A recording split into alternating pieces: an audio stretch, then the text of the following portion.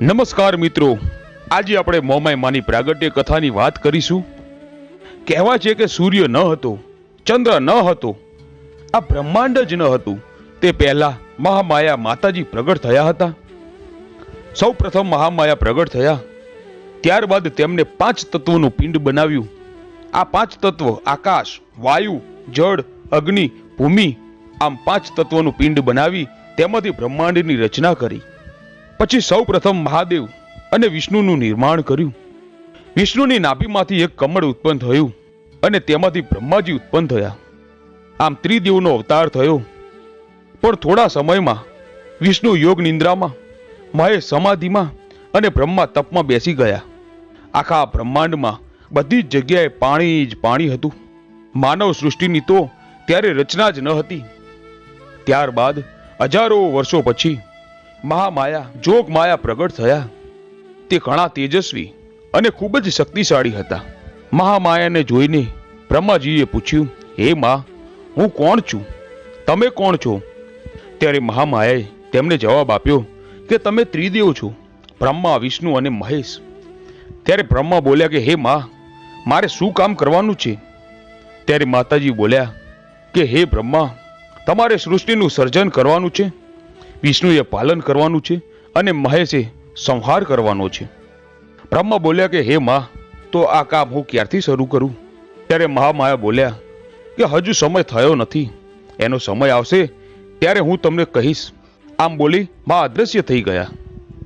બ્રહ્મા તો પછી મહાદેવીનું રટણ કરતા કરતા તપમાં બેસી ગયા. હજારો વર્ષો વીતી ગયા.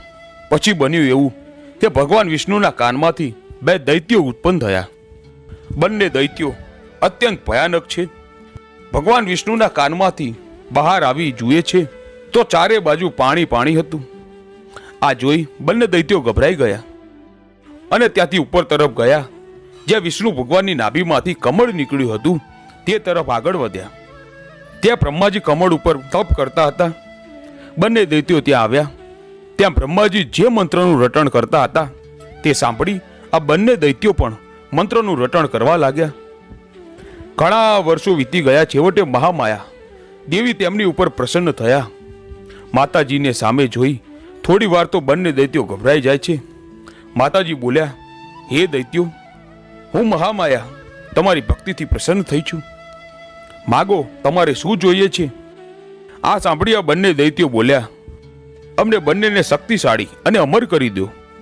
ત્યારે મહામાયા બોલ્યા, પણ તમે તમારી તાકાતનો દુરુપયોગ ન કરતા, નહીં તો તમારા બંનેનો અંત હું મારા હાથે જ કરીશ. માતાજીએ વરદાનની સાથે સાથે તે બંનેના નામ પણ આપ્યા. એકનું નામ મધુ અને બીજોનું નામ કેશવ. આમ વરદાન આપી મહામાયા અંતર ધ્યાન થઈ ગયા. પછી આ દૈત્યો વિચારે છે કે આ માતાજીનું વરદાન સાચું હશે કે ખોટું. આપણે આપણી તાકાતનો ઉપયોગ બીજા ઉપર કરીએ તો જ ખબર પડે.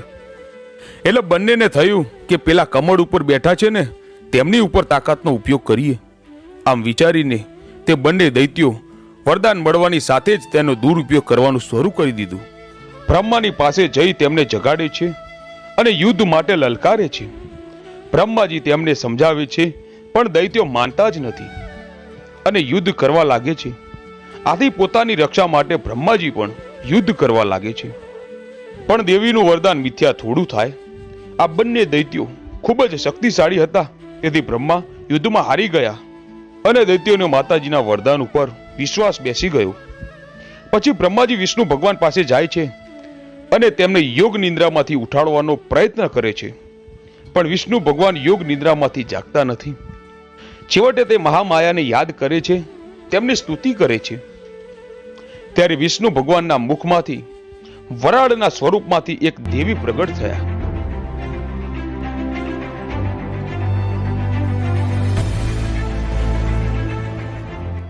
આ દેવીના પ્રગટ થવાની સાથે જ ચારે બાજુ દિવ્ય પ્રકાશ પથરાય છે. આ દેવી સાંઢળી એટલે કે ઊંટ ઉપર સવાર થયેલા હતા. આ દેવી જ મહામાયા મોમાઈમાં વિષ્ણુ ભગવાનના મોંમાંથી નીકળે એટલે મોમાઈમાં કહેવાયા. ત્યારે મહામાયા મોમાઈ કહે છે કે હું બધાને વશમાં રાખું છું. આ બ્રહ્માંડની રચના મેં કરી છે, તેવી જ રીતે મેં વિષ્ણુ ભગવાનને યોગ નિંદ્રાના બંધનમાં બાંધી રાખ્યા છે. એટલે મોમાઈમાં બ્રહ્માજીને કહે છે કે હવે વિષ્ણુને જગાડો, એ મારી માયામાંથી મુક્ત થયા છે. ત્યાં બ્રહ્મા વિષ્ણુને જગાડે છે. વિષ્ણુ જાગીને મોમાઈ માને પ્રણામ કરે છે. પછી વિષ્ણુ ભગવાન મધુ અને કેશવ સાથે યુદ્ધ કરે છે. ઘણા વર્ષો સુધી યુદ્ધ ચાલ્યું, પણ બંને દૈત્યો હારતા નથી. છેવટે વિષ્ણુ ભગવાને મોમાઈ માની સ્તુતિ કરી અને માં પ્રગટ થયા અને કહ્યું કે હે માં, આ બંને દૈત્યો હારતા નથી, મારી મદદ કરો. મોમાઈ માં બોલ્યા કે મેં જ તેમને અમર થવાનું વરદાન આપ્યું હતું, તેથી તે પરાસ્ત થતા નથી. પણ હવે તમે ફરીથી તેમની પાસે યુદ્ધ કરો, હું તેમને વશ કરીને તમને વિજય અપાવીશ. આ પછી માતાજીએ બંને દૈત્યોની બુદ્ધિ વશ કરી. બંને દૈત્યો વિષ્ણુ ભગવાન પાસે આવ્યા અને કહેવા લાગ્યા કે હે વિષ્ણુ, તારાથી અમે બંને દૈત્યો પ્રસન્ન થયા છીએ, માટે વરદાન માગ, તારે શું જોઈએ છે? દૈત્યોએ વિષ્ણુ ભગવાનને વરદાન માગવા કહ્યું એટલે ભગવાન મોમાઈ માની લીલા સમજી ગયા. પછી ભગવાને વરદાન માગ્યું કે મને એવું વરદાન આપો કે તમારા બંનેનો વધ મારાથી થાય. આ સાંભળી તે બંને દૈત્યોએ તથાસ્તુ કહ્યું. પછી પાછળથી બંને દૈત્યોને ખબર પડી કે આપણાથી ખોટું તથાસ્તુ કહેવાઈ ગયું છે, એટલે તેમણે પાછળથી બુદ્ધિ વાપરી અને ભગવાનને કહ્યું કે ભલે અમારો વધ તમારાથી થાય, પણ તું અમારો વધ એવી જગ્યાએ કરજે જ્યાં પાણી ન હોય. ત્યારે તો ચારે તરફ પાણી જ પાણી હતું. એટલે વિષ્ણુ ભગવાને વિરાટ સ્વરૂપ ધારણ કર્યું અને પોતાની જાંગ એટલે પગ ઉપર બંને દૈત્યોનો વધ કર્યો. આમ દૈત્યોએ વરદાનનો દુરુપયોગ કર્યો એટલે મહામાયા મોમાઈએ તેમને વશમાં કરી તેમનું પતન તેમના જ મુખેથી કરાવ્યું. પછી મહામાયા મોમાઈએ બ્રહ્માંડની રચના કરી અને ભગવાન બ્રહ્માજીને સૃષ્ટિની રચના કરવાનો આદેશ આપ્યો. મિત્રો, મોમાઈ માનું મંદિર મોરાગઢ આવેલું છે. મોમાઈ મોરાગઢ તરીકે પ્રસિદ્ધ છે આ મંદિર. તો મિત્રો, આ હતો મોમાઈ માની પ્રાગટ્ય કથાનો ઇતિહાસ.